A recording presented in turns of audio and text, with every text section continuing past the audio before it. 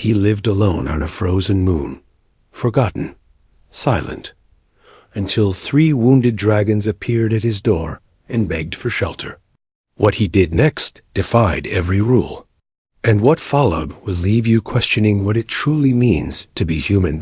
If you are new to the channel, then please subscribe to the channel and like the video, and tell us where are you watching from. Now, let's jump into the story. Kalen Drevik had not heard another human voice in 5 years. His world was quiet. Too quiet. His home was a decaying research outpost on Titan, one of Saturn's moons. It sat beneath an endless sky of ice and methane. Snowstorms came without warning, and sunlight never reached the ground. Each morning, Kalen followed the same routine. He checked the atmospheric levels. He logged the data. He reheated a ration pack and watched the frost crawl across the window like ghostly fingers. Outpost was falling apart. Pipes groaned in the walls. Cables sparked. Some doors no longer opened, but Kalen never complained. Because Kalen no longer spoke. He used to be a station engineer. He once had a family, a wife named Lena, a son named Joel. They were gone now. After the accident, Kalen stopped speaking. He refused reassignment. He requested isolation. Titan was the furthest place the company would allow.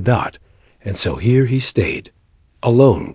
His only companion was a limited AI named Sella. Her voice was warm and programmed to be friendly. She could only say so much. Good morning, Kalen. The outside temperature is minus 179 degrees. Good morning, Sella. Acknowledged. That was the extent of their daily conversation. One morning, Sella broke routine. Kalen was sipping coffee. The power flickered. And then Sella spoke. Movement detected. Kalen froze. He turned to the display. It showed faint heat signatures outside the perimeter. Animal life could not survive on Titan. But something was moving. He stared at the screen. Small blips. Close together. Multiple targets. Kalen set the cup down. He pulled on his suit and boots. The cold outside was absolute. It chewed through the airlock seals and bit at his bones. He stepped out. Snow crunched underfoot. He scanned the distance. Nothing. Just flat ice and wind. Then he saw shadows moving toward the outpost. Slow and steady. His visor display flickered. He zoomed in. 3 shapes. Walking upright. They were not human. Kalen stepped back. The wind howled. The snow swirled around the figures. They kept coming. Kalen raised his arm. The scanner picked up. Body heat. Real body heat. Against every rule. He waited. And then something happened that shattered the silence of 5 long years. A knock on the door. He didn't move. Again. Knock. Knock. He turned to the panel and opened the airlock. Warm vapor rushed inside. The heat from their bodies created a cloud. The figures stepped through. They were dragons. Small, red-scaled, with wings folded tight against their backs. They looked up at him, eyes wide and glowing softly in the dim light. Kalen stumbled backward. Expected them to attack. They didn't. They looked tired. Frost clung to their legs. One of them limped. Another carried something small under its wing. HATCHLING. Kalen opened the second door and let them into the main chamber. They collapsed. Near the heater. He stood over them, unsure of what to say. Unsure if they would even understand. But one of them spoke. Its voice was soft, like water running over stone. Thank you. Kalen stared. For the first time in years. He felt something stir in his chest. It was not fear. It was not anger. It was something older. Something warm. The dragon continued. We are not from here. We did not mean to come. Kalen looked at them again. Really looked. They were alive. Real. And they were afraid. He took a deep breath. You're safe. Here. The words surprised even him. His voice was dry and broken, but it was still his. The lead dragon nodded. We thanked you. We ask only to stay. Kalen nodded slowly. He didn't understand how they got here. He didn't understand why, but he knew what it meant to be lost, knew what it meant to need shelter. Outside, the wind screamed against the walls. Inside, for the first time in 5 years, there was warmth. And something else. Company. That night, Kalen sat by the heater and watched the dragons sleep. They curled around their young. Soft breath rising and falling. Sella's voice crackled through the speaker. Would you like to activate? Bedtime protocol, Kalen. He smiled slightly. Not tonight. He leaned back and closed his eyes. Above them, Titan spun slowly under Saturn's shadow. Silence remained. But it no longer felt empty. Something had changed. Someone had knocked. Kalen had opened the door. The dragons stayed near the heater. Their scales shimmered faintly in the dim light. Red and copper tones shifted gently as they breathed. The smallest one was asleep, her head tucked beneath a curled wing. Her tiny tail moved slightly each time she exhaled. Kalen stood across the room, still wearing his suit. His helmet rested on the table beside him. He said nothing. They said nothing. Only the low hum of the base systems filled the room. He had questions. 1,000 of them. But the silence was easier. Silence was familiar. The tallest dragon slowly turned its head. It met Kalen's eyes. It spoke again. Its voice calm and clear. We are sorry for coming here. We know this world is not for us. Kalen nodded slowly. You're not human. No. We are not. Kalen moved a little closer. He knelt near the heater, careful not to get too close. The injured one raised its head. There was a small cut near its leg. Frozen blood darkened the scales. Kalen pointed to the wound. Can I help? The dragon hesitated, then lowered its head. Yes. He stood up and retrieved the small first aid kit from the supply cabinet. When he returned, he sat on the floor. He opened the kit. His hands moved slowly, steady. The dragon watched him, but didn't pull away. He cleaned the cut, applied a gel, wrapped a strip of fabric gently around the leg. The dragon winced once, but made no sound. Thank you. Kalen sat back. What are your names? I am Sorrel. The one who is sleeping is Fern. The one you helped is Isla. And this is Mavren. Mavren, the medium-sized one, gave a slight nod. His wings flexed once, then folded tightly again. How did you get here? Our ship was damaged. We fled from those who wished to take us. People who see us as rare things, not as living ones. Kalen looked at Fern. The hatchling stirred in her sleep. He remembered something. A small wooden toy his son had once held. It had wings. His chest tightened. He looked away. This place is not safe. It barely supports me, let alone you. We know. But we had no choice. Kalen stood. He walked to the window outside. The snow had stopped. The sky was dark and heavy. Saturn's rings cast a faint silver glow through the clouds. He placed a hand on a glass. This base has 1 month of fuel left. After that, the heaters will fail. Sorrel stood and walked beside him. Then we will leave before that time. Do you have a ship? Not anymore. Kalen turned. His face blanked. And where will you go? Sorrel was quiet. We do not know. Kalen walked back to the heater and sat down. Sella's voice came through the speaker. New thermal readings recorded. Adjusting base temperature. Kalen tapped the control panel. Beside him, he turned off external alerts. He dimmed the perimeter alarms. If they were being hunted, he didn't want anyone finding this place. You shouldn't have opened the door, Sella said. Kalen ignored her. Eila had fallen asleep. Mavren sat still, his eyes half closed, but alert. The silence grew again. But it was not empty, it was full of breath and heat and presence. Kaylin stared at the sleeping Hatchling. How old is she? Sorrel answered. Fern is still young. She cannot speak yet. But she understands. She looks peaceful. She is tired. We all are.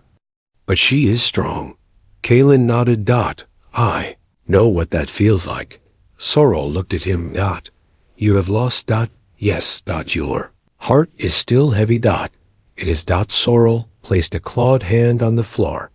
Then you understand. Use more than you think. Kaylin didn't respond. He stared into the heater. Watched the coils glow red. Outside. The cold stretched for miles. Inside. The silence felt softer. He had spent years avoiding life. Now life had walked into his home. Not loudly. Not violently. Just 3 dragons and a child. Asking for shelter. And somehow he had said yes. He didn't know what would come next. But for now, he sat with them. No longer alone. Just quiet. Just present. And for the first time in 5 years, that was enough. Kaylin woke to the sound of soft movement. He opened his eyes slowly. The base lights were still dim. The air was quiet and warm. Fern was watching him. The small dragon sat just a few feet away, her bright eyes wide and curious. Kaylin sat up on the floor. His back ached slightly. Fern tilted her head. She made a soft chirp. Not quite a word, but not random either. Kaylin nodded once. Morning. He stood and walked to the heater. It hummed softly, pushing out heat into the cold metal room. The others were still asleep. Sorrel was curled tightly, her wings wrapped around herself like a blanket. Ila and Mavrin lay side by side. Isla's leg was still bandaged. Fern stepped closer to Kaylin. She looked up at him and chirped again. He knelt slowly and held out his hand. Fern pressed her nose against his palm. Her breath was warm. Kaylin didn't pull away. You're not afraid of me, are you? Fern made a low sound. Soft and steady. It reminded him of a purr. Sella's voice broke the moment. Good morning. Temperature stable. All systems normal. Kaylin stood. He walked to the food unit. He opened 2 ration packs. He placed one near the heater for the dragons. He sat with the other. Fern followed him and settled by his side. You're not what I expected, he said quietly. None of you are. After a few minutes, Sorrel stirred. She opened her eyes, looked at Kaylin. She saw Fern at his side. She nodded once. Has chosen you, she said. Chosen. Yes. She feels your pain. She sees you carry it. And she wishes to help. Kaylin looked down at Fern. Her eyes blinked slowly. I don't know if I deserve that, he said. Fern leaned against his leg. You gave us shelter. You gave Isla care. You gave Fern kindness. That is enough, Sorrel said. Kaylin was silent. He took a slow breath. The warmth in the room felt different now, not just from the heater. From something deeper. From presence. Mavren stood next. He stretched his wings. They touched the walls briefly. He walked over to the food and began to eat. Eila followed, limping slightly but stronger than before. For the first time since they arrived, the outpost felt alive. Movement, sound, breath. Kaylin watched them eat. They were calm, peaceful. Like a family. His chest tightened again. He stood and walked to the side panel. He checked the power levels, fuel reserves, environmental readings. Everything was stable, but time was still against them. They had maybe 3 weeks before. The base would no longer be livable. He needed to think of something. Fern climbed into the chair beside him. Her tail hung over the edge. Placed one small claw on the screen. Kaylin smiled. Know what this is? Fern chirped twice. Sella spoke. Her cognitive response patterns are increasing. She is learning fast. Kaylin looked at Fern. maybe too fast. Mav Ren approached. He looked at the screen, then at Kaylin. You care for her? Kaylin nodded. She reminds me of someone. Your child. Yes. Mav Ren lowered his head. We understand loss. We have all felt it. Kaylin didn't speak. He reached for the pendant around his neck. A tiny metal charm shaped like a wing. His son had made it years ago. Fern looked at it and chirped softly. Kaylin smiled again. Later that day, Kaylin showed them the rest of the outpost. The greenhouse was dead, plants long frozen. The comms room was damaged. Only one screen worked. He showed them the storage unit, the battery racks, the scanner dish on the roof. They followed him without fear. They asked few questions, but their eyes saw everything. They moved like they belonged there, like they had always been there. When night came, they sat together by the heater. No one spoke much. They didn't need to. Fern curled up beside Kaylin. He placed his hand on her back. Her heartbeat was steady and warm. Kaylin closed his eyes. The silence felt full again. Not empty, not hollow, but alive. For the first time in years, he felt something inside begin to change. Not quickly, but enough to know the ice was melting. Slowly. And maybe, just maybe, he was no longer alone. The warning came without sound. A flashing red light blinked on the corner screen.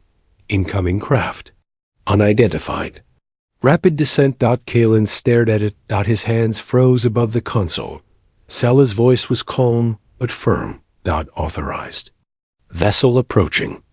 Estimated arrival in 12 minutes. Sorrel stood. Her wings tightened. Her eyes darkened. They found us, she said. Kaylin stepped back from the panel. Who are they? The ones who hunt. They track our heat. They trade our kind. Kaylin turned toward the others. EILA was already moving. She covered Fern with her wings. Mav Ren growled low. A deep sound that vibrated through the floor. They won't take you, Kaylin said. Sorrel shook her head. You've already risked enough. We cannot stay. Kaylin walked to the middle of the room. We don't run. Not yet. Fern looked up at him, her eyes full of fear and trust. Kaylin took a breath. Sella. Activate all scanners. Mask the outpost signature. Confirm. He turned back to the dragons. I have an idea. They followed him to the roof. The snow was thin, but falling again. Kaylin pointed to the old mining trail a few kilometers east. We create a heat signature there. A false trail. They'll think you moved. They'll follow it. Mav Ren stepped forward. How do we do that? I have fuel cells. Enough to heat the rocks. Enough to fool their scans. EILA tilted her head. And then what? Then you leave. Sorrel narrowed her eyes. We have no ship. You will, Kaylin said. Walked back inside. For the next 10 minutes, they worked fast. Kaylin loaded the cells into a transport sled. He programmed the release to activate after launch. He set a beacon to ping from the fake trail once the ship landed. Then he opened the last working comms. Lined a tight beam to an old emergency satellite. The message was short. Rescue needed. Biologicals. On board. Priority red. He hoped someone would hear it. Maybe the company. Maybe someone else. It didn't matter who. He just needed them to come. He returned to the main room. The dragons stood together. Fern ran to him. She pressed her head against his chest. You'll be okay, he whispered. You'll be safe. Sorrel looked at him. Why are you doing this? Because you knocked, he said. And I opened the door outside. The sound of engines cut through the sky. The huntercraft was near. Kaylin opened the launch bay. The escape pod hummed to life. It was old, small, but fast. It would hold them. You have 5 minutes. Kaylin said. Go now. Sorrel nodded. We will not forget. ILA helped Fern into the pod. Mavren stepped in last. He paused and looked at Kalen. Thank you, he said. Kalen said nothing. He only nodded. The door sealed. The pod lifted. Within seconds, it was gone. Kalen watched it disappear into the clouds. The red light on the screen blinked again. The hunter ship was landing. He walked back to the console. He triggered the fake beacon on the screen. The signal shifted to the east. The ship followed. It worked. Kalen sat down. The silence returned. It was different now. He didn't feel empty. He didn't feel lost. He felt still. Sella's voice came again. External threat diverted. Safety window confirmed. How long? Unknown. Kalen leaned back in the chair. He closed his eyes. Fern's warmth still rested on his jacket. He smiled. He had done something good. Not to fix the past, but to protect the future. Outside, the snow kept falling. Inside, the lights dimmed. The storm had come and passed, and in its place, a promise had been kept.